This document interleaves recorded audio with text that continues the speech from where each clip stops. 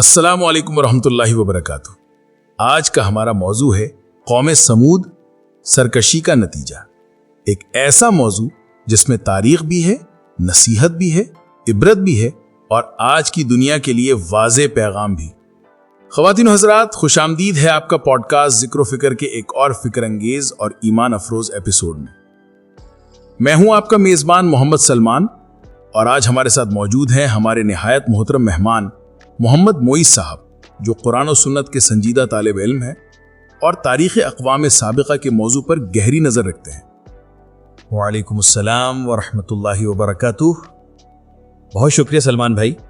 قوم سمود کا ذکر قرآن میں تقریباً ہر اس جگہ ملتا ہے جہاں اللہ تعالیٰ سرکشی، نافرمانی، ناشکری اور ظلم کے انجام کا ذکر کرتے ہیں۔ یہ قوم صرف تاریخ کا باب نہیں بلکہ انسانوں کے رویوں، معاشرتی تکبر، اخلاقی زوال اور اللہ کی نعمتوں کے غلط استعمال کی زندہ مثال ہے۔ آغاز کرتے ہیں بنیادی سوال سے کہ قوم سمود اصل میں تھی کون، کہاں آباد تھی، اور قرآن نے انہیں ایک مثال کے طور پر کیوں پیش کیا؟ بہت خوب۔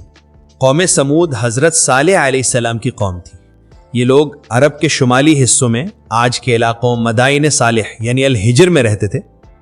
قرآن میں آتا ہے کہ اللہ نے انہیں حیرت انگیز جسمانی طاقت، بڑی معاشی خوشحالی، فن تعمیر کی مہارت اور لمبی عمریں عطا کی تھیں۔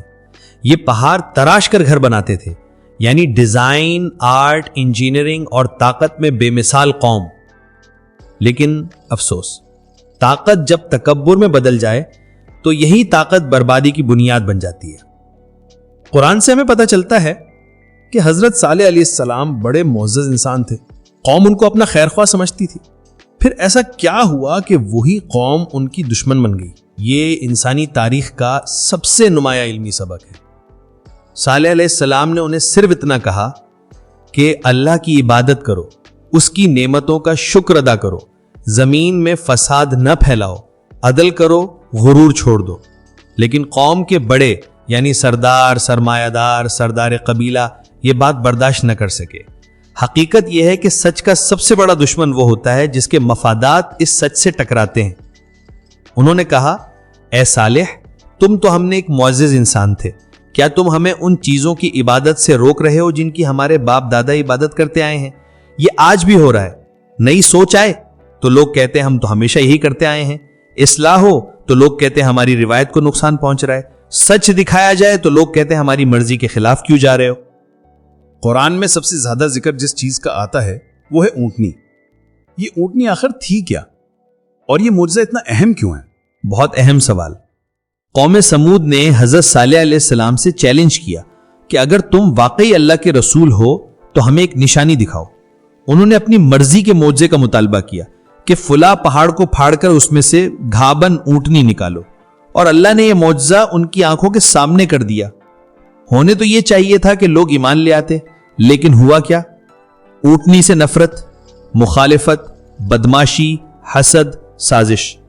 یہی ہوتا ہے جب دل کی آنکھیں بند ہوں، معجزہ سامنے ہو پھر بھی ہدایت نہ ملے۔ یہ آدمی کے اندرونی تکبر کی نشانی ہے۔ یہاں سے ان کی سرکشی اپنے عروج پر پہنچی۔ قرآن اس واقعے کو بار بار بیان کرتا ہے۔ جی، قوم سمود کے سرداروں نے ایک ظالم شخص کو اکسایا اور اس نے اونٹنی کو مار ڈالا۔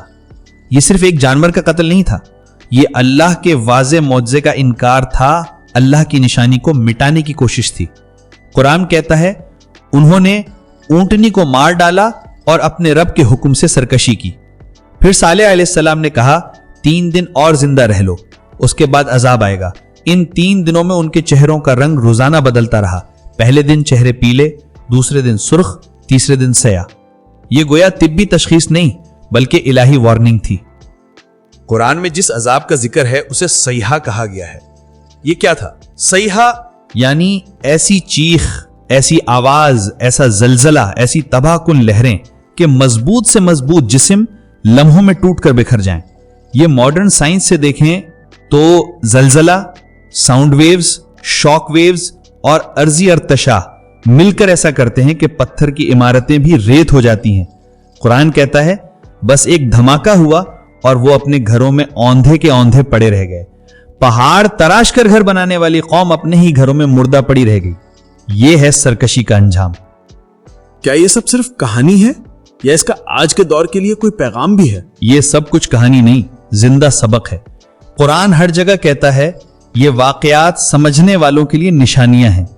قوم سمود کے 3 بڑے جرائم تھے۔ نمبر 1 تکبر، اپنے مال، طاقت، عمارتوں، ہنر پر غرور۔ نمبر 2 فساد، زمین میں ظلم، نافرمانی، ناانصافی، کمزوروں پر جبر۔ نمبر 3 نشانیوں کی تکذیب، اللہ کی واضح ہدایت کو ماننے سے انکار۔ آج دنیا میں یہی 3 چیزیں معاشرے کو برباد کر رہی ہیں۔ نمبر 1 طاقت کے نشے میں فیصلے، نمبر 2 کمزوروں پر ظلم، نمبر 3 سچ کے ساتھ دشمنی، نمبر 4 دین کو مذاق سمجھنا، نمبر 5 خلاف شریعت نظام قائم کرنا۔ یہ سب تھمود والی روش ہے۔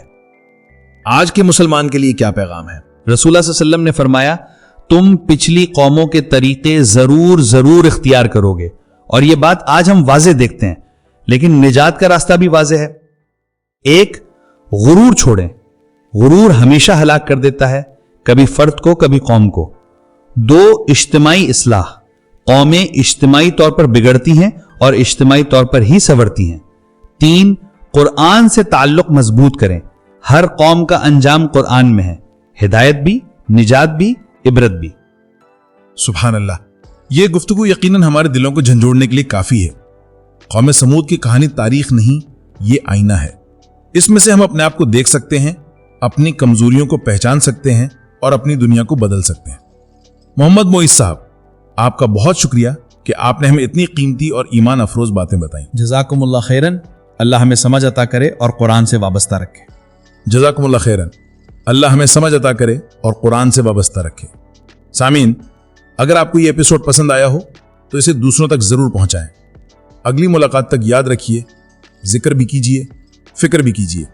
السلام علیکم ورحمۃ اللہ وبرکاتہ۔